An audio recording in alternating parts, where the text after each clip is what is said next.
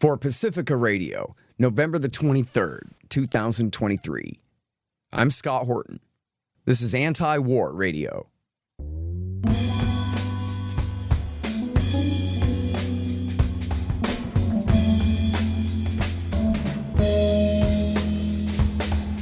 All right, y'all. Welcome to the show. It is Antiwar Radio. I'm your host, Scott Horton.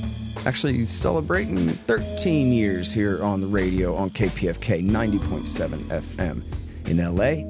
I am the editorial director of Antiwar.com, and I'm the author of the book Enough Already, Time to End the War on Terrorism. You can find my full interview archive, almost 6,000 of them now, going back to 2003, at scotthorton.org and at youtube.com/Scott Horton Show. And you can follow me on Twitter, if you dare, at Scott Horton Show. All right. Introducing the great Michael Tracey, independent journalist and writer at mtracey.net. That's also his handle on Twitter, where he's raising hell all the time and doing a lot of great original reporting for us, too. Welcome back to the show, Michael. How are you, sir? I'm good. Thanks for plugging mtracey.net. That's actually a soon-to-be relaunched portal to my Substack, so I appreciate that. I just got the URL. Yeah, absolutely. That's great. And isn't it neat that Substack will let you do that? They don't even care if you have Substack in your URL. They just let you have I don't understand the logic exactly, but I go with the flow. That's great. Yeah, and great writing, great work as always. And what the hell else was I going to say? I forgot. But we have so much. Oh, I know what it was. I was going to say, after how are you, where are you, Michael Tracey? Where am I right now? Right now, I'm in Tel Aviv. I was in Jerusalem for about 2 or so weeks. I went into the West Bank, East Jerusalem a number of times. Very interesting. Okay, so when did you go over there? About a couple of weeks into the war, you decided to go see for yourself, huh? Yeah, so I was in the UK on October 7th, and after a week or two, it occurred to me that I was about 5 or 6 hours closer to Israel than I would be if I was in the US. So I figured that's as good as reason as any to head over there for the first time. It's my first experience in Israel. Unlike others, I never had a burning passion to go and reunite with my biblical ancestry or anything. But it's a newsworthy time, so there I went, and it's been pretty enlightening thus far. Man, well, do tell everything, especially I guess if you want to just go through chronologically where you've been and what you've seen. You went first to West Jerusalem, is that right? No, first I was in Tel Aviv for a while, and I, by chance, happened to stay essentially right across the street from the Israeli Ministry of Defense, which is an apt location. They were using you as a human shield in the war, or what?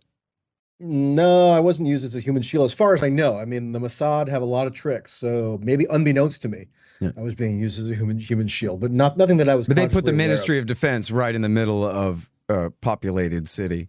The Ministry of Defense is right in the middle of a populated city. That is true. So I guess you could argue that I was being used as a human shield, or I volunteered myself as a human shield for the time that I was staying there. But that the first observation that just pops out at you, or popped out at me anyway, is how suffuse Israel is with nationalistic imagery.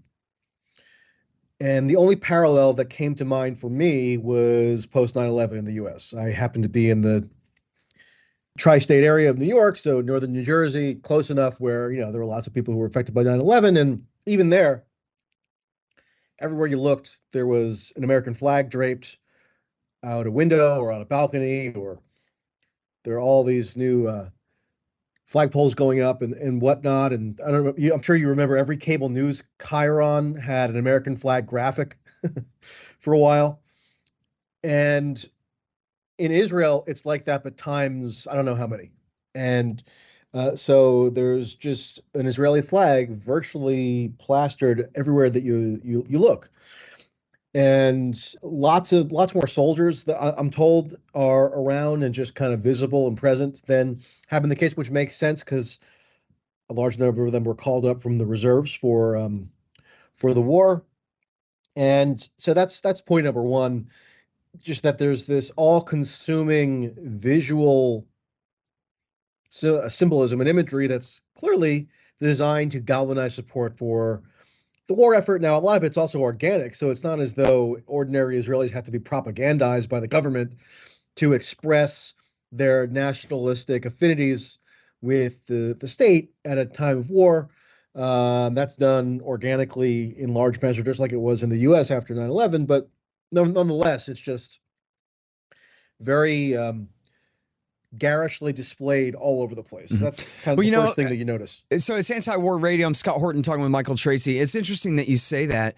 I've never been over there, but I know from talking with Max Blumenthal, who lived over there for a little while he was writing Goliath. And there's a great documentary called Defamation that's made by an Israeli Jew who essentially goes out in search of anti-Semitism. But the documentary begins with him explaining that in Israel, I guess what you're describing now, Michael, is not a reaction just to October 7th, but that it's always like that. And he says, it's essentially America in 2002 is Israel all the time. And that's in terms of the propaganda about just how in danger your mama is at any given time and that kind of thing, Yeah, I mean, it's always present to some extent. And that I would have been aware of even before coming. But as you would imagine, in a time of war fever, that gets ramped up to another level. So it's the pre-existing dynamic, but drastically amplified. Yeah. Now there's lots I could get into, but I know we have limited time, so just I'll give you. Well, we got half an hour, so take your time. I'm very interested to hear whatever insights you have here. Yeah. So I'll give you the West Bank stuff because that I haven't really divulged anywhere yet, and it's pretty interesting. So I ended up making contact with a Jewish settler, who lives in one of these what are called hilltop communities in the West Bank, and they're called illegal. Now, I tend not to buy into the whole paradigm of international law because it seems totally toothless and meaningless to me, and people make appeals to it as though it carries any particular weight, and so I just kind of bypass that whole point of reference. But per international law, allegedly, it's illegal. But certainly the people who are in the hilltop communities don't care one way or another because, in large part, they are only viewing themselves as bound by divine law or divine writ.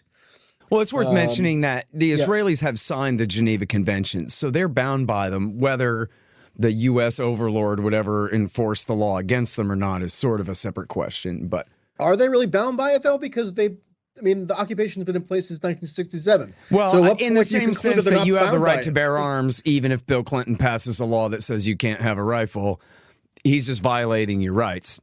In this case, they're violating the law, but it's still the law. Violating international law, but what's the enforcement mechanism? There is none. Yeah, but that's not different than any law. Is it really a meaningful law? But that's not different than any law anywhere in the world, right? Cops run red lights, kill people, do whatever they want. They holler waistband. Judges get away with framing people in conspiracy with the prosecutor. There's no law that applies to them either. All law is just make-believe. But if somebody wrongly deprives you of your liberties in the U.S., you can, in theory, go to a court. You can sue them. You can bring criminal action. You can same thing with the UN and the Geneva Conventions. You get a UN Security Council resolution, then America bombs you. That's how the law is enforced, Okay, I guess my as a brief digression, my point on international law is I think that, look, it's not to absolve Israel of anything by noting that international law tends to be a farce. I would just wish people would make appeals to moral reasoning or argumentation about the rightness or wrongness of what Israel or anybody is doing without invoking these kind of hollow and I somewhat agree with you. Hollow nostrums around international law that clearly are only only enforced at the pleasure of the hegemon in the international system, which is the U.S., which Israel is an extension of. So at a certain point, you're just kind of like barking up the wrong tree. Yeah, but look, it's the same thing as saying under the U.S. Constitution, only Congress can decide whether to start a war. And it's wrong for Congress to just pass these resolutions allowing the president to decide instead. And so they're breaking the law, and that's not the whole point. That's not what makes having these wars wrong, but it's part of it that they're breaking the law. And they're the ones in charge of enforcing it. I just think the law, such as it exists within a certain polity, like the United States, which has a constitution, which has courts. Well, as Al Gore said, there's no that has some controlling coherence. legal authority, right? I mean, Right. There's no controlling legal authority for international law at all, except at the whim of the hegemon. yeah, but it's the same thing about the people who run the state here. There's no controlling legal authority that binds their behavior either, other than, I guess. Let's not get bogged down in that theoretical argument. But on the settlements, they're called hilltop settlements, and they're populated by some of the most ardently messianic Jewish settlers. And the one that I met and rode around with in his Jeep, which was an exciting experience. It actually had just rain that day, so I didn't even know we were going to make it through some of these mud roads and things. Because you got to remember, because even per Israeli law, some of these settlements are not legal. They have to like construct their own infrastructure and pave their own roads and stuff, which oftentimes the army and the police turn a blind eye to. So they tolerate it and they acquiesce to it tacitly. But a lot of the infrastructure is a mess. So we were riding around in these kind of backwood areas, and amusingly, the guy likened himself and his hilltop settler community to American rednecks. That was his closest analog. Now, I don't tend to begrudge rednecks, but that was what he brought up. So, okay, I'll take it. And and then he self-described to me, and by the way, I'm not naming him, I'm not naming most of these people because it's a miracle that they even talk to a journalist at all. Thankfully, I don't have like one of the scary institutional affiliations that they might be turned off by. So this is how I sort of got in. And he just self-described to me as a fundamentalist Jew who is awaiting the return of the Messiah. I'm not joking. It's going to sound like I'm exaggerating. I'm not. They actually wave in these areas flags that say Messiah in Hebrew, and then they put that flag, including on army posts and police checkpoints. They fly the Messiah flag in Hebrew higher than the Israeli flag. So they actually view the paramountcy of the return of the Messiah as their ultimate authority rather than the Israeli state. So they actually are not, in some sense, Zionist in a way that is ordinarily as practiced or espoused within Israel, because they don't really abide by the dictates of secular law. But what this guy was showing me was that there was and I posted some photos of it a few days ago. When after October 7th, there was basically a vacuum of resources in the West Bank because there was a mad shuffle to get the forces arrayed for the now 6-week-old war in Gaza. And so some of the military and police who might have ordinarily been stationed in some of these places in the settlement areas were not there. And although they might turn a blind eye in certain respects and even maybe join the settlers in certain regards, because there are some military reservists and full active duty military who are themselves settlers now. But anyway, there was basically a vacuum that emerged, and so these genuinely rabid fundamentalist settlers decided to take advantage of the opportunity, and they basically drove out some of these Arab, Muslim, Bedouin ramshackle villages, which in some cases have been there for decades. They aren't necessarily ancient villages because they're sort of like nomadic in a sense settlements. So I don't want to make it sound like they destroyed the ancient like a Babylon or something, or some like incredibly deep-rooted settlement. But obviously these people have been in the area forever, and they have these settlements that are set up in area in one of the West Bank areas. So there's area A, B, and C. And area A is full Palestinian controlled, and then the following two are combinations where there's either full Jewish control or a mix. And so there are certain areas where there are a mix of Jewish settlements and Arab settlements. And so what the settlers use the opportunity to do is just physically drive out certain of these Arab Muslim Bedouins encampments. And they're very modest encampments to begin with, but they were driven out. And then I was also taken on a tour by somebody else, a rabbi actually, who goes around and monitors settler activity. And there were a number of these small villages where you go and they've just been abandoned. They've been ransacked and abandoned, and a lot of this happened after October 7th when there was this kind of vacuum of control. Let me stop you right there for a second. Yeah. Give me just a minute here. At the Libertarian Institute, we publish books, real good ones. So far, we've got Will Grigg's No Quarter, Sheldon Richman's Coming to Palestine, and What Social Animals Owe to Each Other, and 4 of mine, Fool's Errand, Enough Already, The Great Ron Paul, and my brand new one, Hotter Than the Sun, Time to Abolish Nuclear Weapons. And I'm happy to announce that we've just published our managing editor Keith Knight's first one, The Voluntarist Handbook, an excellent collection of essays by the world's greatest libertarian thinkers and writers, including me. Check them all out at libertarianinstitute.org/books. And for a limited time, signed copies of Enough Already and Hotter Than the Sun are available at scotthorton.org/books. Hey guys, I had some wasps in my house, so I shot them to death with my trusty Bug Assault 3.0 model with the improved salt reservoir and bar safety. I don't have a deal with them, but the show does earn a kickback every time you get a Bug Assault or anything else you buy from Amazon.com by way of the link in the right-hand margin on the front page at scotthorton.org. So keep that in mind. And don't worry about the mess. Your wife will clean it up.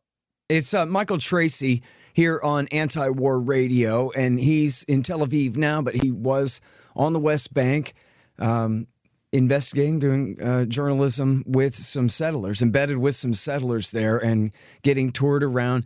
And I saw on Twitter where you posted photos of this Bedouin village that they had. I mean, do you have details about what exactly happened, or you just know they were ran off? Well, that one that you're referring to, that I was brought to by one of the settlers who was just telling me boastfully that people in his milieu basically just they went and showed up. They en masse went into one of these little encampments and just berated the people. There was some. I don't know if there was violence at this particular encampment, but there was definitely violence at other encampments where the Jews use physical coercion and force to basically demand that the settlers flee. They steal, the Jewish settlers will steal stuff.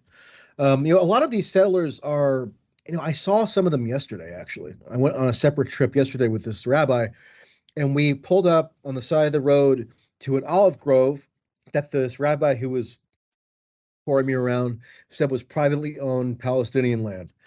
Right? And what the Jewish settlers do is they bring their sheep into the Palestinians' olive grove and let them just eat up the olive groves, trees, so they're no longer able to produce olives. Mm. And they're under the protection of the IDF as they do this stuff, right? Well, I didn't see any IDF soldiers actively protecting them, but this rabbi I was with, he's more of a liberal, progressive rabbi, so he's opposed to the settlers, and he makes a point to call up the local police and try to convince them to come and enforce the law against these Jewish settlers, because again, this is actually also, in a sense, technically against Israeli law. But they turn a blind eye, or they never the police never showed up. They basically just gave them a whole bunch of excuses why they weren't going to come. And so, yeah, I mean, the settlers operate with impunity. But the thing that really stood out to me, just observing these particular settlers, was that they're just a bunch of kids. I mean, the one that came up to us just to talk to us, he couldn't have been older than 16 or something. So I don't know. It just that kind of enhances the depressing quality of it in a sense, because essentially they're just like rival shepherd communities.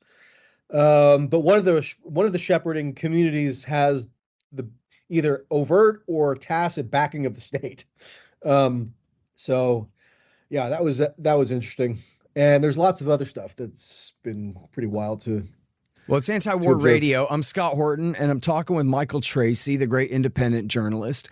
And he's at mtracy.net. That's his Substack. He's in Tel Aviv now, but he's just back from the West Bank where he's been touring around with some settlers and with, as he says here, kind of Reformed Jewish rabbi who's a critic of the settlers, but kind of gave him a tour around, showing him what's what. And do you have, I've seen a few numbers, and I know that this is not exactly what you're doing on the ground there, but do you have some numbers? Can you tell us a little bit about the extent of the cleansing campaign in the West Bank? I mean, beyond just the two little Bedouin settlements that you saw yourself there, but can you give us sort of an overall sense of what's happening in the West Bank now as this horrible war is going on in Gaza?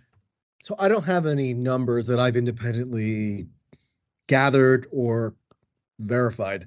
I can just tell you that I personally have seen maybe 5 or 6 of these Bedouin settlements or villages in this area of the West Bank that's joint Palestinian-Israeli, where in some cases Arab settlements that have been there for decades are now ravaged.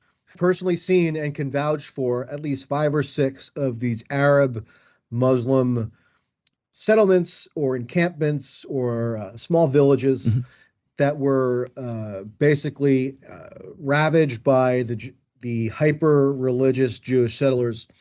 As far as broader data, I don't know. It's hard to say. There are lots of different factions always collecting data.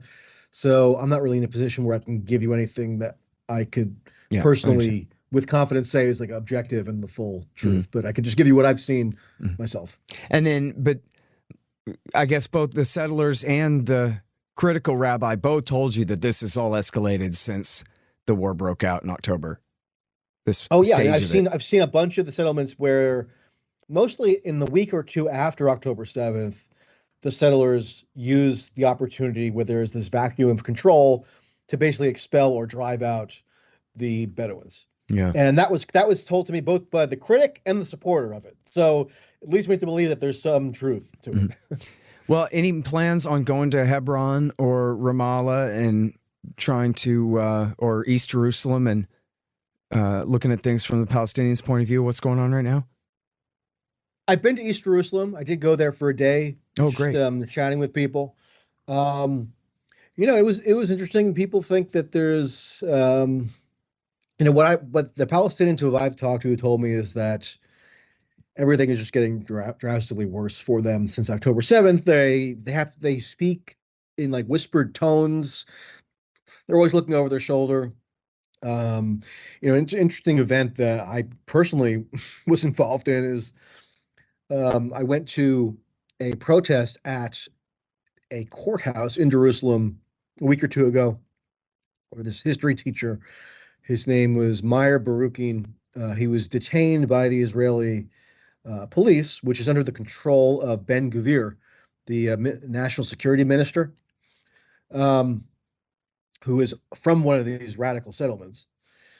And this was an Israeli Jew who was detained for basically posting stuff on Facebook that was deemed overly critical of the Israeli war effort.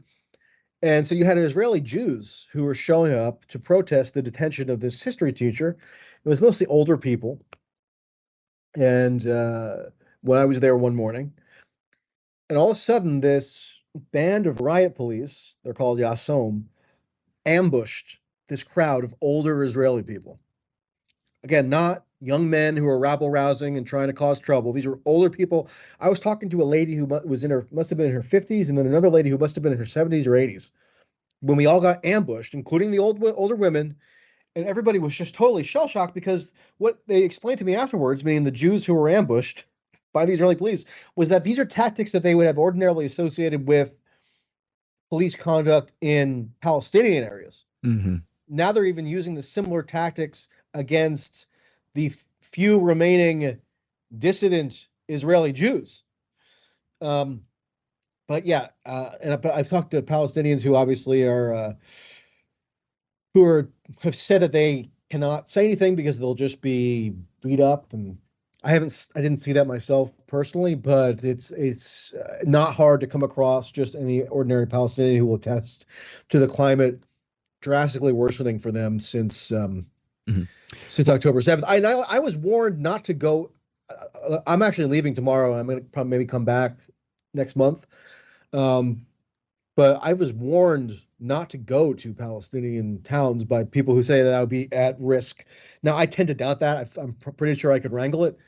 But East Jerusalem was fine for me personally in terms of safety. I mean, I think a lot of that does tend to be slightly exaggerated, though. Hard to say with specificity. I haven't gone to one of the Area A Palestinian enclaves, as they're called, where there's supposedly full Palestinian control in places like Jenin or Ramallah or whatnot. But it seems like if you make your contacts first, you'd be fine. I mean, there is a war on, so it's not like there's no risk, but it seems like you should be all right on the West Bank. I was going to ask you, I would never put this on you, man, but I was going to ask you if you had any intention of trying to get into Gaza, but I think you probably know better than that, huh? As far as I can tell, the IDF only allowed, it might be slightly different now because there's purportedly this ceasefire / hostage exchange or prisoner exchange deal that's underway, although I don't know if that's been officially initiated yet. But as of now, the only entry that's allowed to Gaza, which is obviously being blockaded by Israel for the media, is these guided tours where you have to abide by certain conditions. Mm-hmm. And so like NBC and Fox and New York Times have done it. Fox, they seem to give that guy Trey Yingst a lot of access, and he just shows whatever, like a rifle they see lying around on the ground. You might actually appreciate this about Israel. Everywhere you go, there's just like guys in sandals and sweatpants with their rifles slung around their shoulders. So it's a much more gun-friendly society than even the most pro Second Amendment parts of like Texas or something. So there's it's pretty interesting in that regard. And although that's I haven't tried to go to Gaza. It's more about oppressing the other than just self-defense in the American tradition. But on the media here, I want to point out this piece from Politico today. You mentioned the ceasefire and the questions that raises about access to Gaza. Well, according to Politico this morning, quote, there was some concern in the administration about an unintended consequence of the pause, that it would allow journalists broader access to Gaza and the opportunity to further illuminate the devastation there and turn public opinion on Israel. I'm wondering, I would love to know which officials are being paraphrased there.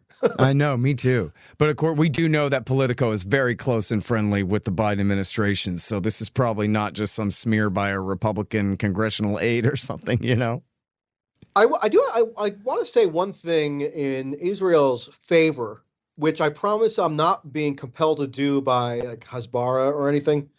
It's just my genuine observation. Before I came here, just in casual discussions with people who are generally critical of Israel, there was a fairly confident assumption that I would face problems entering the country because maybe they would like go through my social media or something, because I'm generally critical, I guess you would say, or more toward that side of the debate. Or that I'd be harassed or followed, or that I would encounter big obstacles in my ability to kind of travel around freely. I have to say, I've had no problems with it whatsoever. I've been to the Knesset twice, including today. I've met people from different political factions, really unhindered. And look, I'm an American with an American passport, which is in a way kind of like a getting out of jail free card that gives you certain liberties that are not going to be enjoyed by others in this part of the world. But for whatever it's worth, it really hasn't been anywhere near as onerous as I think I probably would have assumed before I came here. Now, people might want to accuse me of doing propaganda for Israel. Look, I mean, please, I'm just calling it like I see it, and I acknowledge lots of other problems, but that's one thing I do think is worth acknowledging. Sure. All right. Well, good times, man. I appreciate you going all the way over there, and especially going to the West Bank and reporting what you saw with your own eyes and what you learned from the settlers and that rabbi that took you around and the Palestinians you met there in East Jerusalem and the rest. It's been very enlightening, man. So thank you very much.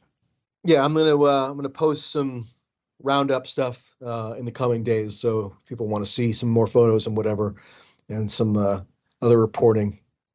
log on to mtracy.net. It'll be there. Okay, great. All right. Well, thank you for coming back on the show, Michael. Really appreciate it. All right, enjoyed it. All right, you guys, that is Michael Tracey. He, of course, is mtracy on Twitter, and mtracy.net is his website, reporting there from Tel Aviv, just back from the West Bank. And that's it for Anti-War Radio for today. I'm your host, Scott Horton. I'm editorial director at antiwar.com and author of Enough Already about the terror wars. Find the full interview archive at scotthorton.org and follow me on Twitter if you dare at Scott Horton Show. We're here every Thursday from 2:30 to 3 on KPFK 90.7 FM in LA. See you next week.